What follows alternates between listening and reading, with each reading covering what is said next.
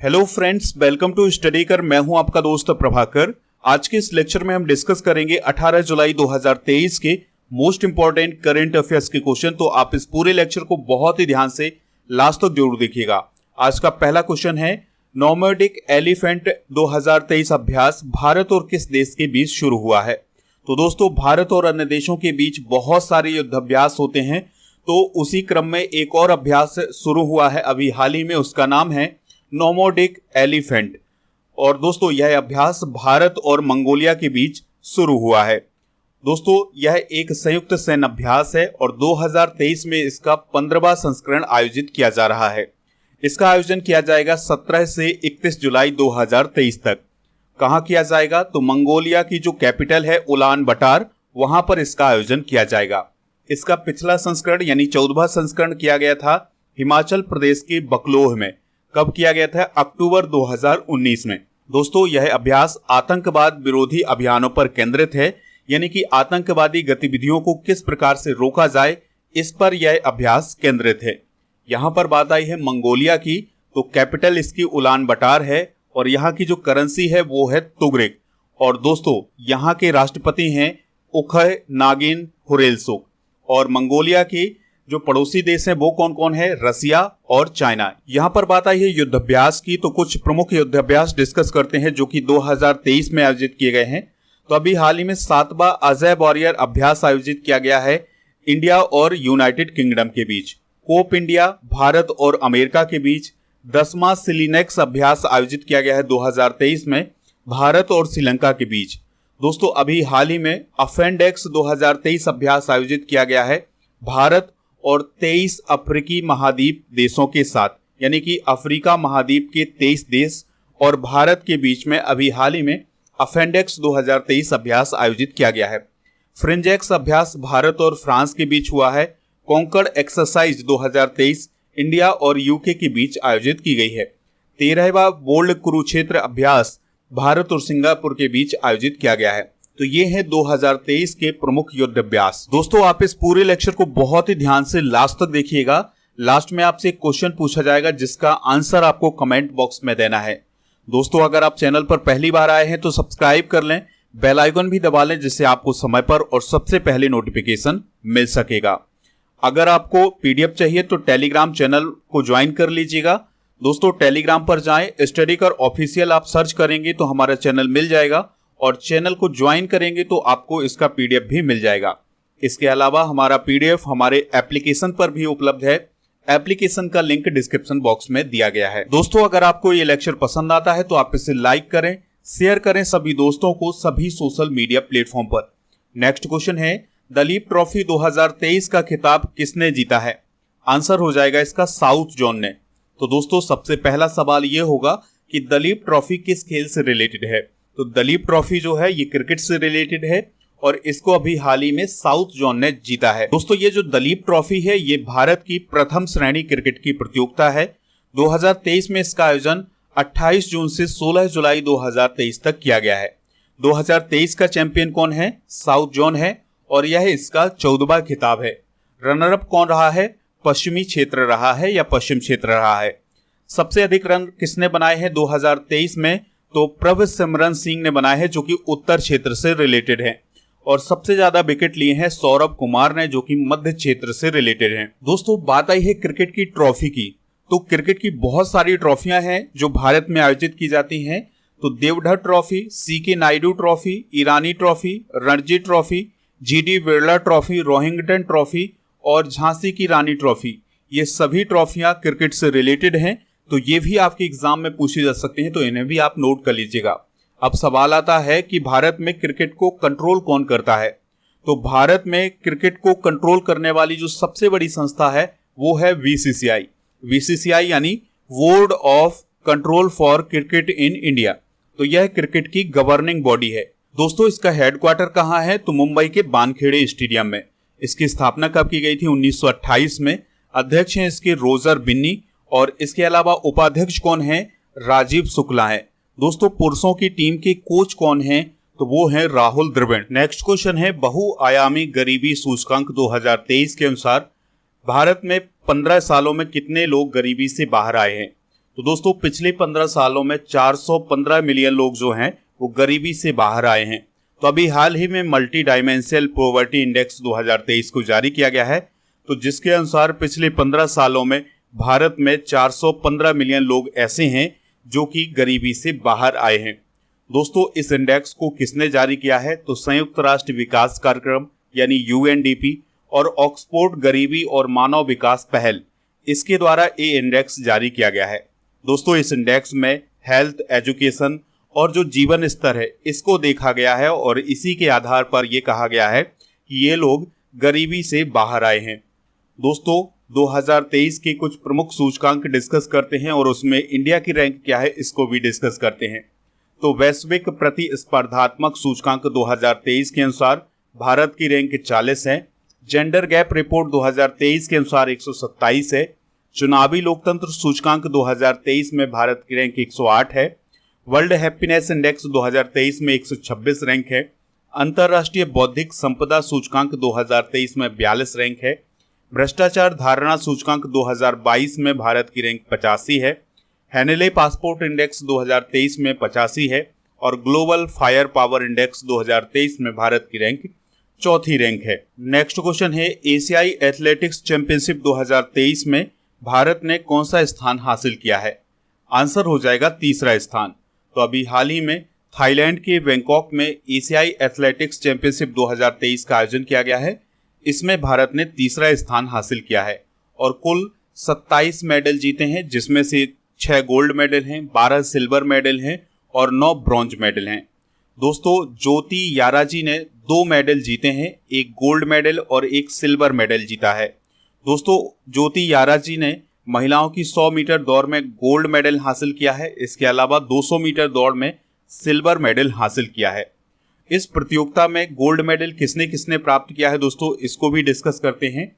तो तजिंदर पाल सिंह तूर ने short put में गोल्ड मेडल हासिल किया है। ज्योति याराजी ने हर्डल रेस में गोल्ड मेडल हासिल किया है। अब्दुल्ला अबू बकर ने ट्रिपल जंप में गोल्ड मेडल हासिल किया है। पारुल चौधरी ने स्टीपल चेज में गोल्ड मेडल हासिल किया है। इसके अलावा अजय कुमार सरोज के द्वारा दौड़ में गोल्ड मेडल हासिल किया गया है। और दोस्तों राजेश रमेश, ऐश्वर्या कैलाश मिश्रा, अमोज जैकब और शुभा वेंकटेशन की मिश्रित जोड़ी ने 4x400 मीटर रिले टीम ने भी गोल्ड मेडल हासिल किया है। अगर हम एशियाई एथलेटिक्स चैंपियनशिप की बात करें 2023 की, तो उसकी जो मेडल टैली है उसमें पहले स्थान पर जापान है।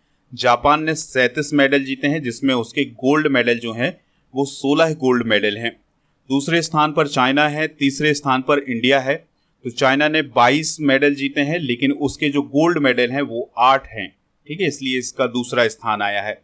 चौथे स्थान पर श्रीलंका है, श्रीलंका ने 8 मेडल जीते हैं। और 5वें स्थान पर कतर है, जिसने कुल टोटल 4 मेडल जीते हैं। तो ये है मेडल टैली। नेक्स्ट क्वेश्चन है, किस देश में समीना सिंह को राष्ट्रपति निर्यात परिषद के लिए नियुक्त किया गया है?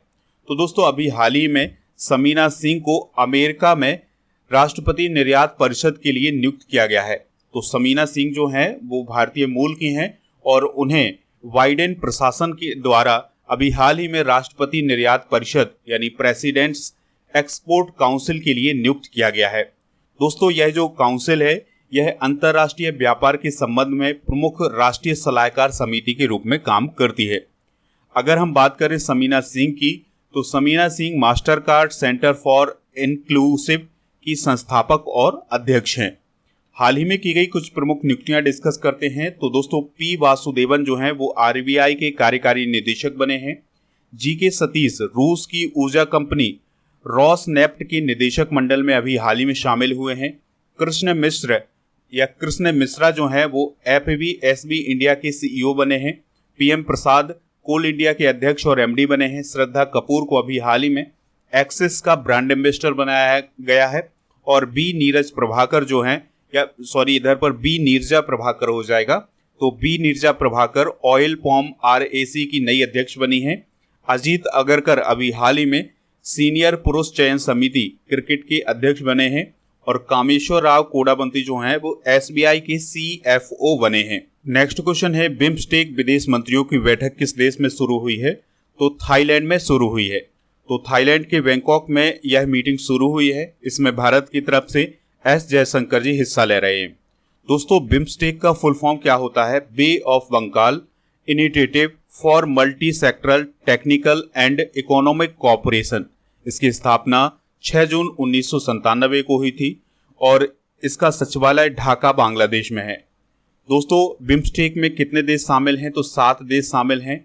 Nepal, Bhutan, Bangladesh, India, Thailand, Myanmar और श्रीलंका। 2023 के कुछ प्रमुख शिखर सम्मेलन डिस्कस करते हैं। तो एससीओ शिखर सम्मेलन किस देश में हुआ है? दोस्तों, भारत में। COP28 जलवायु परिवर्तन सम्मेलन यूएई में। विश्व स्वास्थ्य सभा 2023 जेनेवा स्विट्जरलैंड में आयोजित की गई है। 6वां हिंद महासागर सम्मेलन ढाका बांग्लादेश में हुआ है। G20 शिखर सम्मेलन कहाँ होगा इस साल? तो ये होगा भारत में। और पहला हिंदू अमेरिकी शिखर सम्मेलन आयोजित किया गया है अमेरिका में। और G7 का जो समिट है ये कहाँ हुआ है दोस्तों? ये हुआ है जापान में। और ब्रिक्स समिट कहाँ होगा इस साल? तो ये होगा साउथ अफ्रीका में। नेक्स्ट क्वेश्चन है, रिश्वत विरोधी प्रबंधन प्रणाली सर्टिफिकेट प्राप्त करने वाला भारत का पहला सार्वजनिक क्षेत्र का उपक्रम कौन बना है?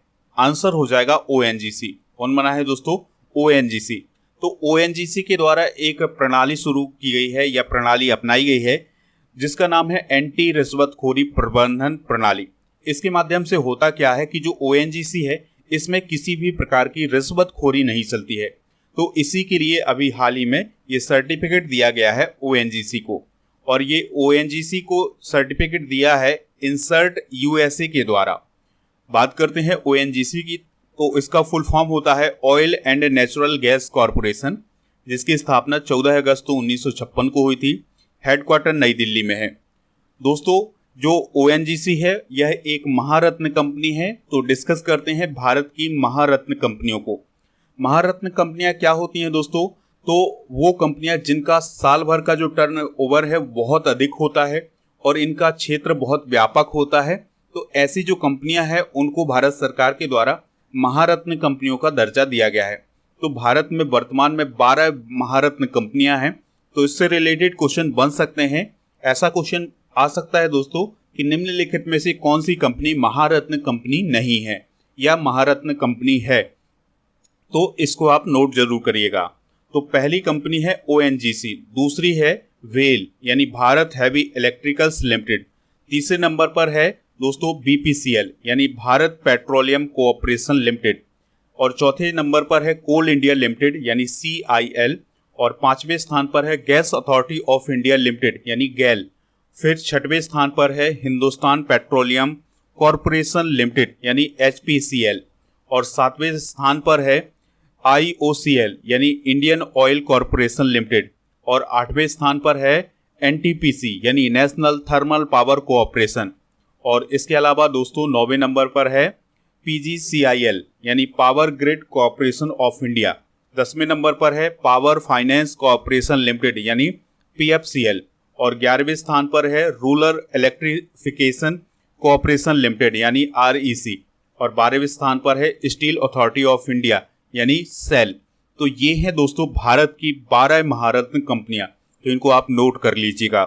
नेक्स्ट क्वेश्चन है, अमेरिका, दक्षिण कोरिया और जापान ने किस देश से निपटने के लिए संयुक्त नौसैनिक मिसाइल रक्षा अभ्यास आयोजित किया है?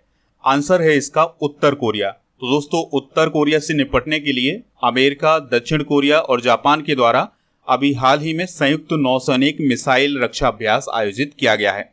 देखिए, इस पूरी कहानी को समझिएगा।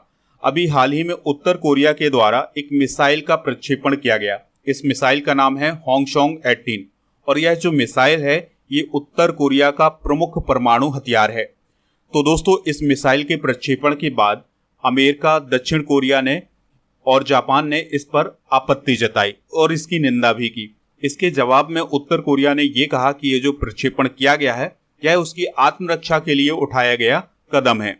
इसके बाद दोस्तों अमेरिका, दक्षिण कोरिया और जापान ने नौसैनिक मिसाइल रक्षा अभ्यास आयोजित किया। यानी कि इन तीनों देशों का कहना यह था कि अगर तुम मिसाइल दागोगे तो उसका जवाब हम दे सकते हैं, उससे अपनी रक्षा कर सकते हैं। तो यह अभ्यास इसके लिए आयोजित किया गया था। बात आई है उत्तर कोरिया की। तो उत्तर कोरिया की जो कैपिटल है वो है प्योंगयांग, और यहाँ का जो शासक है वो है किम जोंग उन। यहाँ की करेंसी है दोस्तों कोरियाई पीपल्स बॉर्न। और यहां पर आप ये देख सकते हैं, ये है उत्तर कोरिया का मैप और ये है दोस्तों चाइना और ये है साउथ कोरिया और इसकी सीमा रसिया से भी लगती है। नेक्स्ट क्वेश्चन है, इंडिया मोबाइल कांग्रेस 2023 का आयोजन कहां किया जाएगा? तो इसका आयोजन नई दिल्ली में किया जाएगा। कहां दोस्तों? नई दिल्ली में। तो नई दिल्ली के प्रगति मैदान में 27 से 29 अक्टूबर 2023 तक इंडिया मोबाइल कांग्रेस का 7वां संस्करण आयोजित किया जाएगा। दोस्तों सबसे पहले इंडिया मोबाइल कांग्रेस का जो आयोजन है वो 2017 में किया गया था और इसका जो उद्देश्य है वो है डिजिटल इनोवेशन के भविष्य को तैयार करना, यानी कि किस प्रकार से डिजिटल इनोवेशन किया जाए। अगला क्वेश्चन है, डॉक्टर मंगला नर्लिकर का निधन हो गया है, वह कौन थी? तो दोस्तों डॉक्टर मंगला नर्लिकर जो थी वह एक प्रसिद्ध गणितज्ञ थी, तो उनका अभी हाल ही में निधन हो गया है। तो प्रख्यात गणितज्ञ डॉक्टर मंगला नर्लिकर का निधन हो गया है और दोस्तों डॉक्टर मंगला नर्लिकर ने शुद्ध गणित में शोध किया हुआ है। हाल ही में हुए कुछ प्रमुख निधन डिस्कस करते हैं। तो वीर देविंदर सिंह पंजाब के पूर्व डिप्टी स्पीकर थे, उनका हाल ही में निधन हुआ है। प्रकाश सिंह बादल पंजाब के पूर्व मुख्यमंत्री थे। तारिक फतेह पाकिस्तानी कनाडाई पत्रकार थे। केशव महिंद्रा महिंद्रा एंड महिंद्रा के एमिरेट चेयरमैन थे। जलबाला वैद्य एक प्रसिद्ध रंगमंच अभिनेत्री थी और जगन्नाथ महतो झारखंड के शिक्षा मंत्री थे। तो इन सभी का निधन अभी हाल ही में हुआ है। चलिए दोस्तों कल के करंट अफेयर्स को रिवाइज करते हैं, फिर इसके बाद जनरल नॉलेज के पिटारे को डिस्कस करेंगे। लास्ट में आपसे क्वेश्चन पूछेंगे जिसका आंसर आपको कमेंट बॉक्स में देना है। तो कल का पहला क्वेश्चन था, विंबलडन 2023 में पुरुष एकल का खिताब किसने जीता है? कार्लोस अलकराज ने। और विश्व अंतर्राष्ट्रीय न्याय दिवस कब मनाया जाता है? 17 जुलाई को। किस राज्य के उच्च न्यायालय ने किन्नर अधिनियम को असंवैधानिक घोषित किया है? तेलंगाना। आईआईटी दिल्ली का परिसर किस देश में खोला जाएगा? यूएई में। गौतम अदानी ने किस देश को 1600 मेगावाट की क्षमता का गोड्डा विद्युत संयंत्र सौंपा है? तो बांग्लादेश को। लुइस सुआरेज का निधन हो गया है, वह किस खेल से रिलेटेड थे? तो वह फुटबॉल से रिलेटेड थे। जैडन बेबलर नामक दुर्लभ पक्षी किस राष्ट्रीय उद्यान में पाया गया है? तो ये दुधवा राष्ट्रीय उद्यान में पाया गया है। गोल्डन पीकॉक पर्यावरण प्रबंधन पुरस्कार 2023 किसे प्राप्त हुआ है? अडानी ट्रांसमिशन लिमिटेड को। डिजिटल रुपए को यूपीआई क्यूआर कोड से जोड़ने वाला पहला बैंक कौन बना है? HDFC. Artificial intelligence for India कार्यक्रम के दूसरे चरण की शुरुआत किसने की है? तो धर्मेंद्र प्रधान ने की है। आज के जनरल नॉलेज के पिटारे में हम प्रमुख अनुसंधान संस्थान डिस्कस करेंगे। तो केंद्रीय विद्युत रासायनिक अनुसंधान संस्थान कराईकुडी में है। केंद्रीय यांत्रिक इंजीनियरिंग अनुसंधान संस्थान दुर्गापुर में है। केंद्रीय नमक और समुद्री रसायन अनुसंधान संस्थान भावनगर में है। भारतीय राष्ट्रीय राजमार्ग प्राधिकरण नई दिल्ली में है। राष्ट्रीय भूभौतिकी अनुसंधान संस्थान हैदराबाद में है। केंद्रीय नारियल अनुसंधान संस्थान कासरगोड में है। केंद्रीय आलू अनुसंधान संस्थान शिमला में है और दृष्टि विकलांग हेतु राष्ट्रीय संस्थान देहरादून में है। तो ये है संस्थान और उनके केंद्र। कल के करंट अफेयर्स में जो क्वेश्चन पूछा गया था उसका आंसर था स्पेन। तो लगभग सभी लोगों ने इसका आंसर स्पेन दिया हुआ है। कल जो क्वेश्चन पूछा गया था वो ये था कि कार्लोस अलकराज का संबंध किस देश से है? तो दोस्तों उनका संबंध स्पेन से है। तो कुछ लोगों ने दोस्तों इसका आंसर बहुत ही बढ़िया तरीके से बताया, डिटेल से बताया है। तो आपसे जो क्वेश्चन पूछा जाए उसका आंसर आप डिटेल से जरूर बताया करिएगा। हमें इंतजार रहता है आपके कमेंट का। दोस्तों क्वेश्चन है आज का जिसका आंसर कमेंट बॉक्स में देना है। नोमोडिक एलिफेंट 2023 अभ्यास भारत और किस देश के बीच शुरू हुआ है? जो भी इसका राइट आंसर हो कमेंट बॉक्स में जरूर बताइएगा।